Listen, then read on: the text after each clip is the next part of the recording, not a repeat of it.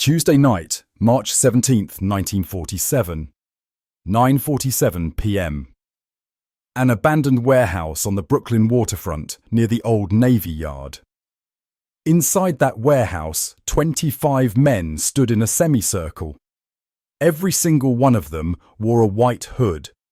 Every single one of them was armed. Shotguns, revolvers, baseball bats wrapped in barbed wire. They had been waiting for 2 hours in the freezing cold, their breath visible in the dim light of kerosene lamps. They were waiting for one man.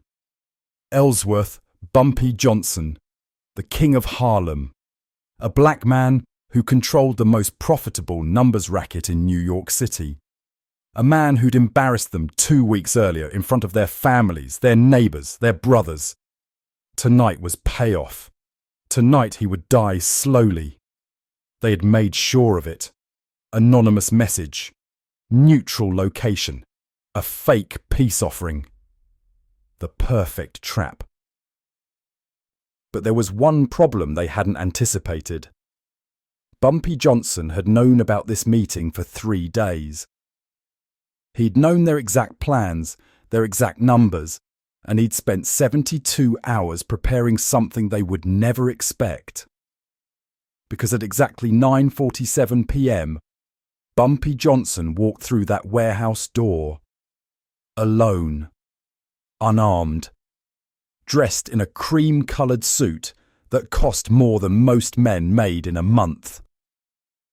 What he did in the next 30 minutes didn't require a single bullet. It didn't require backup. It didn't require violence at all. When Bumpy walked out of that warehouse 30 minutes later, he was untouched. But those 25 men, within 48 hours, most of them would be gone, dead, disappeared, or running for their lives, and the ones who survived would never speak his name again. This is the story of how Bumpy Johnson destroyed the Brooklyn chapter of the Ku Klux Klan using nothing but intelligence, psychological warfare, and ice-cold strategic thinking. Before we go further, do me a favour, hit that subscribe button right now, and drop a comment telling me where in the world you're watching this from. Whether you're in New York, Lagos, London, or anywhere else, I want to hear from you. To understand what happened in that warehouse, you need to understand what happened 2 weeks earlier. And to understand that, you need to know who Bumpy Johnson really was in 1947.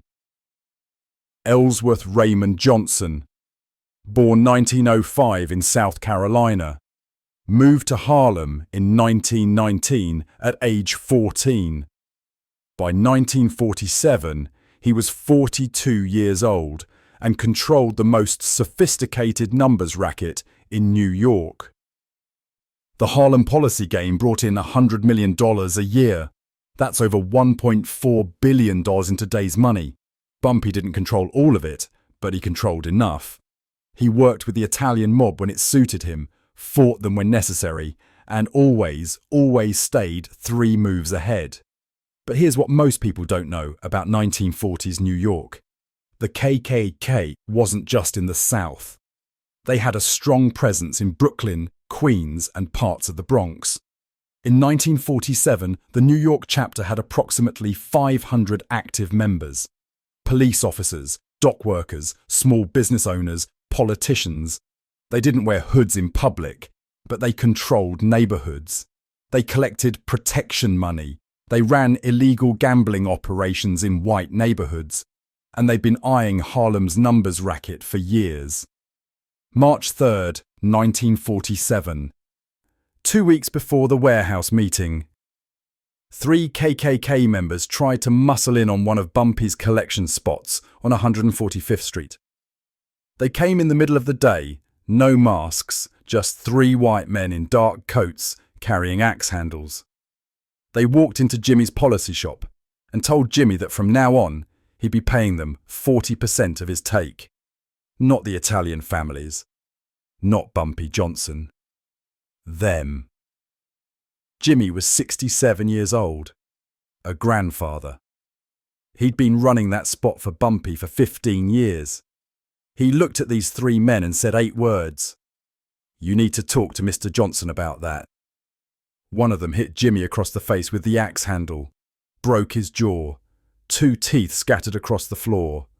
The other customers scattered. The 3 men left, laughing. Here's what they didn't know. One of those customers was Bumpy's nephew. Within 30 minutes, Bumpy knew everything.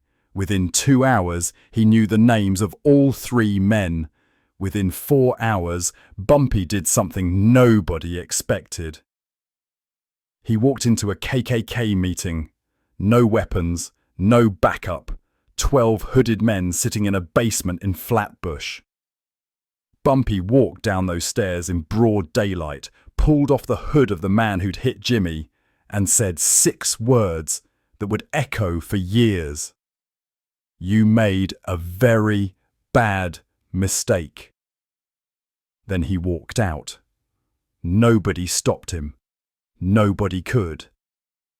Because the man whose hood he'd removed, that was Thomas Riley, a captain in the NYPD, and Bumpy had just photographed his face in that room with those men.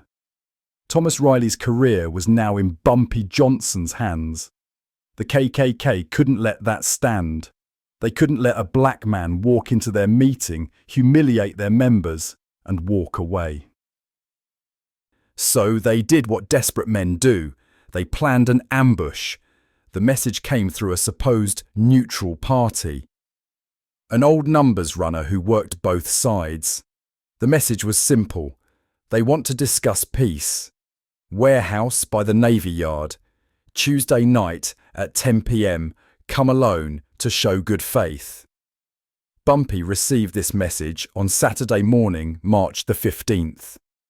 By Saturday afternoon, he knew it was a trap. The question wasn't whether to go. Bumpy Johnson never ran from fights.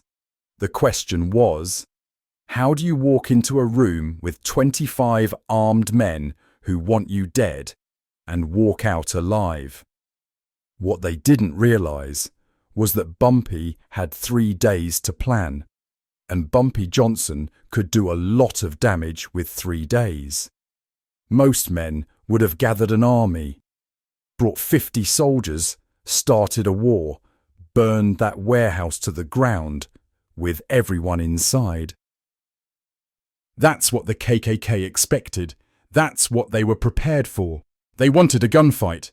They wanted a reason to kill every black policy operator in New York and claim self-defense. But Bumpy Johnson wasn't most men. He understood something fundamental about power and about racist psychology. Violent men respect violence. They understand it. They can fight it. But intelligent men who refuse to be afraid, that terrifies them. Saturday afternoon, Bumpy sat in his office above Small's Paradise on 135th Street.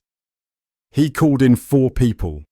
His lieutenant William Willie Johnson, no relation, his accountant Simon Pearl, his lawyer Jacob Goldstein, and a man named Marcus, who worked the Brooklyn docks and had connections everywhere. Bumpy laid it out simply. "They want me in that warehouse on Tuesday. I'm going, alone." Willie started to object. Bumpy raised one hand. "I'm going alone because they expect an army, so I'm giving them the opposite. Marcus, I need 4 things from you."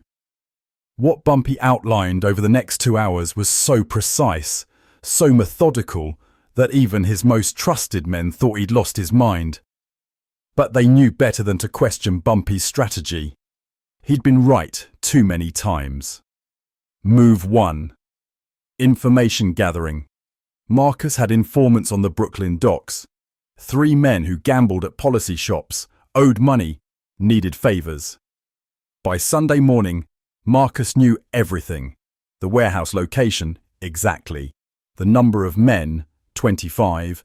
The weapons they'd bring, mix of guns and melee weapons. And the plan. Beat him first, then kill him slowly, then dump his body in the East River. But Marcus also learned something else. 6 of the 25 men were having second thoughts. They joined the KKK for the brotherhood, the protection, the white solidarity, but torturing a man to death, that was different. Bumpy made note of those 6 names. Move 2, positioning. Willie wanted to place shooters in the buildings around the warehouse. Bumpy said no. They'll check the buildings, they'll have lookouts. We do that. It's a gunfight, and gunfights are chaos. I lose the advantage. Instead, Bumpy had Willie position 6 men, not around the warehouse, but at the homes of the KKK leadership. Not to shoot, not to threaten, just to watch, to take notes, to photograph who came and went. Because Bumpy wasn't planning to fight these 25 men. He was planning to dismantle their entire organisation. Move 3. Psychological preparation. Sunday afternoon, Bumpy met with a man named Professor Williams. Nobody knew his first name. Everyone called him Professor. He'd been a sociology professor at Howard University before a scandal forced him south to Harlem. Now he ran numbers, but he still understood psychology better than anyone Bumpy knew. They expect you to be afraid, Professor said, sitting in Bumpy's office, smoking a cigar. Fear of death, fear of pain, fear of what happens to your people if you die. That fear is what gives them power. Bumpy nodded. So I show them I'm not afraid. No, Professor said. You show them that you know everything, their names, their families, their secrets. You make them afraid of you. You flip the script. They came to execute a man. You walk in as if you're there to pass judgment. Bumpy thought about this. They're counting on anonymity. The hoods. Professor smiled. Take that away. The clan is powerful because members think they're invisible. Make them visible. Make them individuals. Make them vulnerable. Move 4. The insurance policy. Monday morning, 48 hours before the meeting, Bumpy met with a federal agent named Richard Foster. This meeting would never appear in any official record. Foster was investigating police corruption in Brooklyn. He'd been building a case against several NYPD officers for months. But he didn't have enough evidence. Not yet. Bumpy handed Foster a manila envelope. Inside were photographs, names, dates, evidence of KKK activities in Brooklyn, including arson, assault, and evidence that 3 NYPD captains were members. Material that could destroy careers and send men to prison. Tuesday night, Bumpy said, I'm walking into a warehouse in Brooklyn. If I don't walk out alive, you open this envelope and you burn them all down. Foster looked at the photos. And if you do walk out, then you owe me a favour, Bumpy said, and I always collect. By Tuesday afternoon, everything was in place. Bumpy knew their numbers, he knew their identities, he knew their plan. He had insurance if things went wrong, and most importantly, he understood their psychology. At 9:30 p.m, Bumpy got dressed. Cream-coloured suit, tailored perfectly. Gold cufflinks, diamond stick pin in his tie. He looked like he was going to the Cotton Club, not a death trap, because that was the point. He wasn't going as a victim, he was going as a king. Willie made one last attempt. Bumpy, let me send 2 men. Just 2, outside the door. Bumpy adjusted his tie in the mirror. If I need help killing 25 men, Willie, then I'm already dead. I'll see you in an hour. At exactly 9:47 p.m, Bumpy Johnson walked through that warehouse door. The warehouse was maybe 3,000 square feet, high ceiling, broken windows letting in the March wind, the smell of old motor oil and rust. In the centre of the room, 25 men formed a semicircle. White hoods, dark clothes underneath. Shotguns, revolvers, chains, baseball bats wrapped in barbed wire. Kerosene lamps provided the only light, casting long shadows across the concrete floor. Bumpy walked in like he owned the place. Slow, unhurried steps. His shoes echoed on the concrete. He stopped about 15 feet from the semicircle, said nothing, just looked at them, one by one. The silence lasted maybe 20 seconds, felt like 20 minutes. Finally, one man stepped forward, taller than the rest, broad-shouldered. This had to be the leader. The Grand Cyclops of Brooklyn. His voice was muffled through the hood. "You got a lot of nerve showing up here, boy." Bumpy smiled, adjusted his cufflinks. "I got your message. You wanted to talk. So here I am. Let's talk." "Ain't gonna be much talking," the Grand Cyclops said. Two men on either side of him raised shotguns. "You embarrassed us. Made us look weak. Can't let that stand." "No," Bumpy said quietly. "I don't suppose you can." He took 3 steps forward. Nobody shot. That surprised them.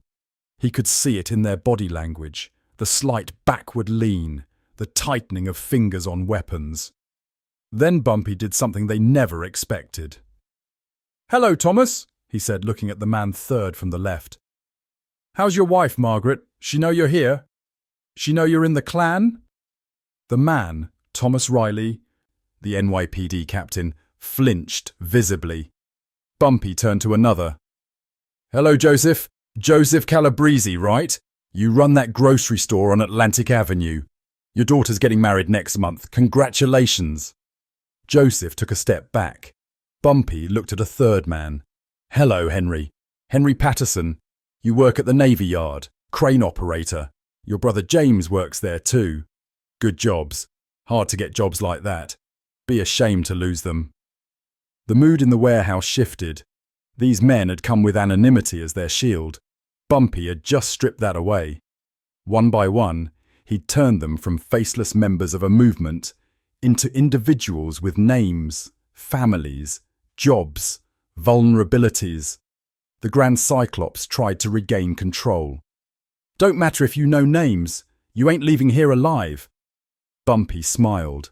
It wasn't a friendly smile. "Let me tell you what matters.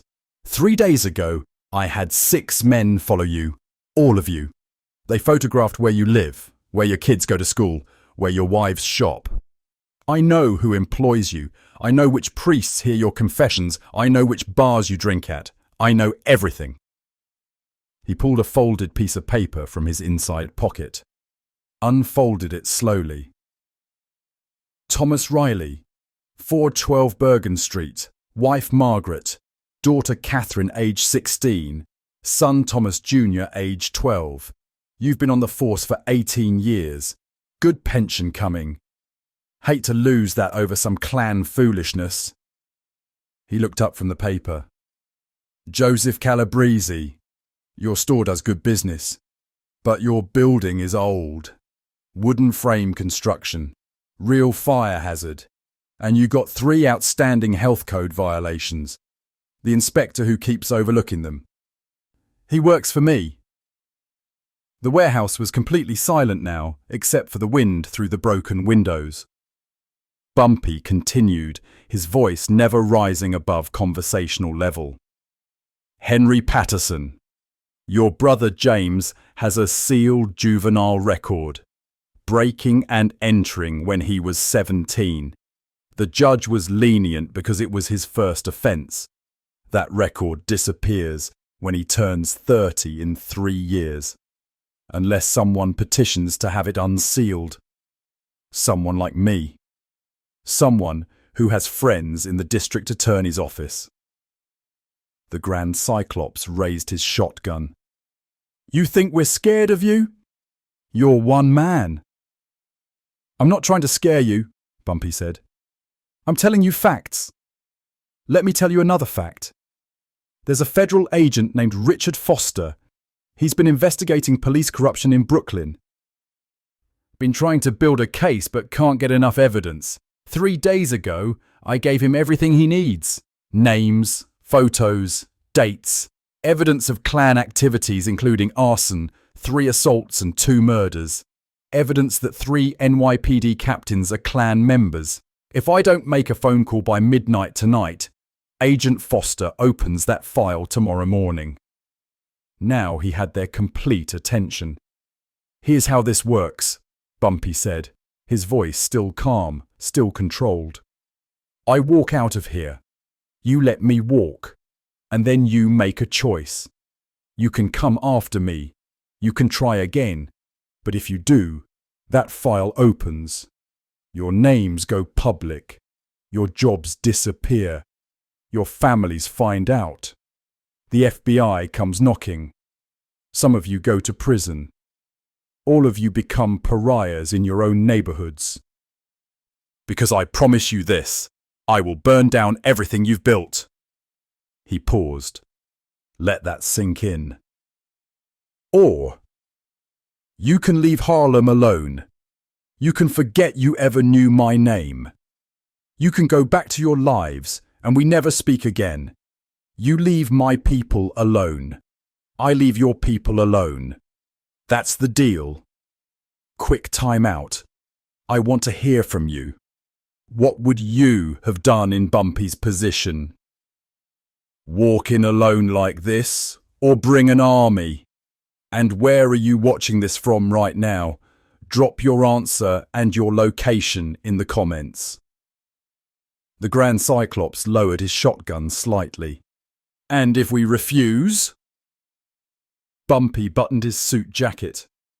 Then let's start right now. Take off your hood. Show me your face. Let's see who the leader is. Let's see who's brave enough to show himself. Nobody moved. That's what I thought, Bumpy said. He turned toward the door, walked slowly. Every step echoed. Behind him, the Grand Cyclops raised his shotgun again. Bumpy heard the movement, didn't turn around, didn't speed up, just kept walking. Shoot him! Someone yelled. But the Grand Cyclops didn't shoot, because Bumpy had already won. If they shot him now, the file opened. Federal investigation, career destruction, prison. If they let him walk, they could still save themselves. Bumpy reached the door, put his hand on the knob. This ain't over, the Grand Cyclops said. Bumpy looked back over his shoulder. Yes, it is. You just don't know it yet. He walked out. The door closed behind him. He stood in the cold March air for just a moment, adjusted his tie, and walked to where Willie was waiting with the car 3 blocks away. Willie looked at him. Everything okay? Everything's fine, Bumpy said. Take me home. It's been a long night. But Bumpy knew the real work was just beginning. Because in the next 48 hours, he was going to prove that he meant every word he'd said in that warehouse. Wednesday morning, 3:00 a.m., 6 hours after the warehouse meeting. Thomas Riley, the NYPD captain, was sleeping in his home on Bergen Street when someone knocked on his door. Not pounding, just 3 polite knocks. When he opened it, 2 black men in dark suits stood there. They handed him a manila envelope and walked away without saying a word. Inside the envelope were photographs of Thomas at the warehouse, photographs of him at 3 other Klan meetings, photographs of him receiving cash payments from a known bookmaker, and a note with one sentence: "Next time, these go to your captain." At 3:15 a.m., Joseph Calabrese received a phone call. A calm voice said, "Your health code violations will be reported tomorrow unless you close your policy operation and leave Harlem alone. You have 12 hours to decide." The line went dead. At 3:30 a.m., Henry Patterson found his car's tyres slashed. On his windshield was a note: "Your brother's juvenile record is safe, as long as you remember our conversation." This happened to 15 of the 25 men who'd been in that warehouse. Not threats of violence, reminders, evidence that Bumpy Johnson had been telling the truth, that he knew everything, that he could reach them anywhere. Thursday morning, 36 hours after the warehouse meeting. The Grand Cyclops, a man named Daniel Crawford, held an emergency meeting at a different location. Only 12 men showed up. The other 13 had disappeared, not killed, just gone, out of Brooklyn, out of New York. Some went back to Pennsylvania, some went to New Jersey, some just vanished. Crawford tried to rally the 12 remaining members. "We can't let him intimidate us. We're the Klan. One of the men interrupted. "He's already won, Daniel. He knows everything. My boss got a call yesterday. Someone told him I was in the Klan. He asked me about it. I lied, but he's watching me now. I can't afford this." Another man stood up. "My wife got a package. Pictures of me at meetings. She's asking questions. I'm out." By Friday morning, the Brooklyn chapter of the KKK had effectively collapsed. Crawford tried to reorganize, but nobody trusted anyone anymore. Because if Bumpy knew who they were, what else did he know? Who else had he told? What other evidence did he have? But Bumpy wasn't finished. Friday afternoon, a reporter from the New York Amsterdam News, Harlem's most prominent black newspaper, received an anonymous tip. The tip included names of 3 NYPD captains who were Klan members. Photos as evidence. The reporter couldn't verify everything, but he could verify enough. He brought it to his editor. That same Friday, FBI agent Richard Foster, coincidentally, received information about illegal gambling operations run by Klan members in Brooklyn. He launched an investigation. By Monday, federal agents were interviewing witnesses. By Wednesday, subpoenas were issued. What happened to the key players? Thomas Riley resigned from the NYPD in April 1947, cited family reasons. Moved to Pennsylvania. His pension was safe, but his career was over. He never spoke about what happened in that warehouse. Joseph Calabrese closed his gambling operation immediately, kept his grocery store, but stayed far away from any criminal activity. Years later, his daughter asked him why he stopped going to certain meetings. He never answered. Henry Patterson stayed at his Navy Yard job, worked quietly for another 23 years until retirement, never involved himself in the Klan again. Daniel Crawford, Grand Cyclops. The most interesting case. Crawford tried to continue the Brooklyn KKK chapter, but nobody would work with him anymore. In June 1947, he was found beaten unconscious in an alley in Red Hook, not by Bumpy's men, by his own. Former Klan members who blamed him for the disaster. They thought he'd been weak, that he should have shot Bumpy in that warehouse. Crawford survived but left New York. He moved to Georgia, tried to join a chapter there. But word had spread about how one black man had destroyed the entire Brooklyn operation. Crawford became known as the Grand Cyclops, who'd let Bumpy Johnson walk. In Klan circles, that made him radioactive. He spent the rest of his life bitter and broken. The 6 men who'd been having second thoughts, Bumpy never contacted them. Didn't need to. They'd already left the Klan before that warehouse meeting. 2 of them eventually started working for Bumpy's operation as policy runners in predominantly white neighborhoods. Not because they loved him, because they respected what he'd done. Because they understood what real power looked like. Within 3 months, the Brooklyn KKK chapter had gone from 500 members to less than 30. Within a year, it was effectively gone. Some members drifted away. Some got arrested in Foster's federal investigation. Some just realized that anonymity, their greatest weapon, had been stripped away by one man in a cream-coloured suit. The Italian mob families watched all of this very carefully. They'd been allies and rivals with Bumpy for years.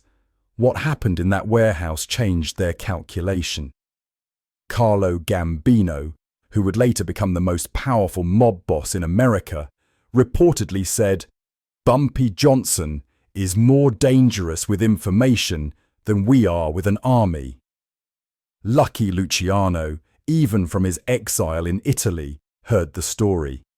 He supposedly told his associates, "That's the difference between a gangster and a boss. Gangsters shoot, bosses think." The KKK would return to New York in the 1960s, but they never touched Harlem again, never threatened Bumpy's operation. Because the story of the warehouse became legend, the story of how one black man walked into a room with 25 Klan members and walked out untouched while they ran for their lives. But the real genius of what Bumpy did wasn't just winning that night, it was winning without creating martyrs. If he'd brought an army, if he'd shot all 25 men, he would have started a war that would have destroyed Harlem. But by humiliating them, by stripping away their anonymity, by making them afraid of exposure rather than death, he'd destroyed their power at its root. Because racism thrives in darkness and anonymity. It thrives when people can hide behind hoods and secret memberships. But when you pull back that hood and force them to face consequences, that's when it falls apart. Bumpy Johnson lived another 21 years after that warehouse confrontation. He died on July 7th, 1968, at age 62 of a heart attack. He died in Harlem in his element, still the most respected man in the neighborhood. But the warehouse story became his most legendary. Because what Bumpy proved that night wasn't just about the Klan. It was about power itself. Real power doesn't come from violence or intimidation. Real power comes from information, strategy, and the courage to walk into danger with your eyes wide open. Think about what Bumpy actually did. He could have avoided the warehouse, could have sent word that he wasn't coming, could have had them ambushed. But that would have made him look weak, would have emboldened them, would have made every other racist organization think they could pressure him. He could have brought an army, 50 men with guns.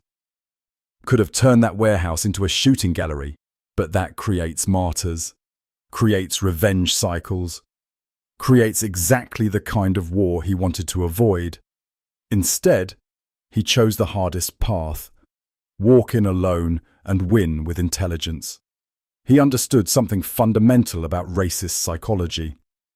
They expected him to be afraid because they were convinced of their own superiority. His confidence, his refusal to show fear, broke their mental model. They couldn't process it. He understood the power of anonymity. The clan's strength was in hiding identities. By calling out names, by showing he knew who they were, he destroyed that power. He understood leverage. Violence would have made him their enemy. Information made him their judge. They could fight an enemy. They couldn't fight someone who held their entire lives in his hands. He understood restraint.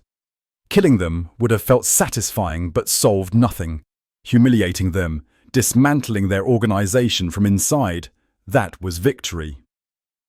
The philosopher Niccolo Machiavelli once wrote, "It is better to be feared than loved, if you cannot be both." But Bumpy Johnson proved something deeper. It's better to be respected than feared.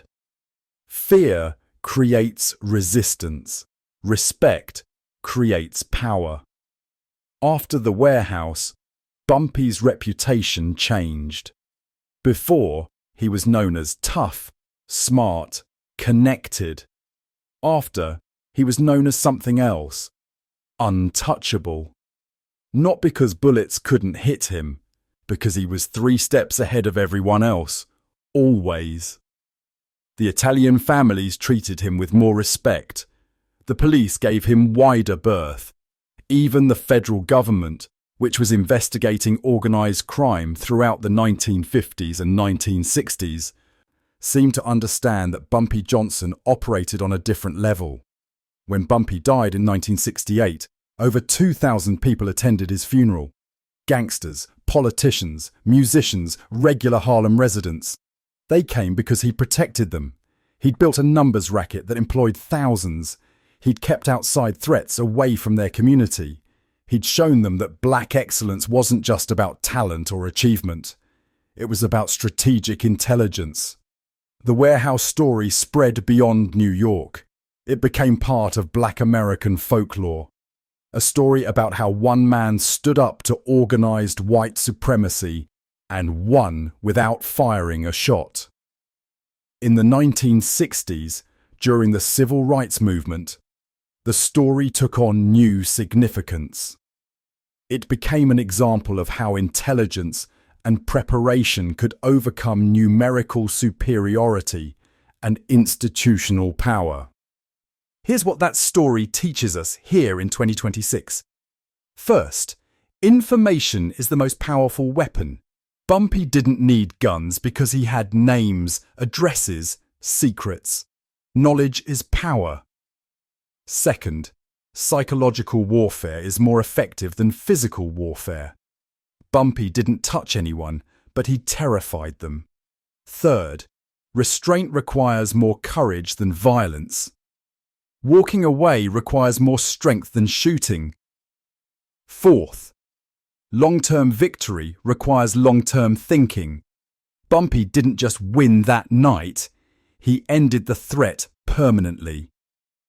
Fifth, real power doesn't need to prove itself with violence.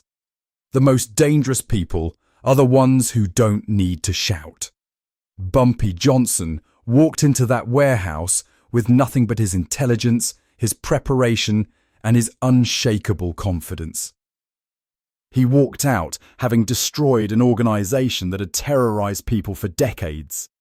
Every time you hear about someone outsmarting a bigger opponent, every time you hear about strategic genius defeating brute force, every time you hear about one person changing the game without violence, that's Bumpy Johnson's legacy. The warehouse confrontation happened on March 17, 1947. Within 48 hours, the Brooklyn KKK was finished. Within a year, Bumpy's legend had spread across the country. Within a decade, he was the model that every other strategist in the criminal world studied. Because Bumpy Johnson didn't need 25 men. He didn't need weapons. He didn't need backup. He just needed to be Bumpy Johnson.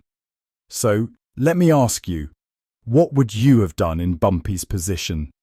Would you have walked in alone or brought an army? Would you have fought with guns or information? I really want to hear your thoughts in the comments. And one more thing, where in the world are you watching this from? Drop your country or city below. This story has reached people from every corner of the globe, and I want to know where you are.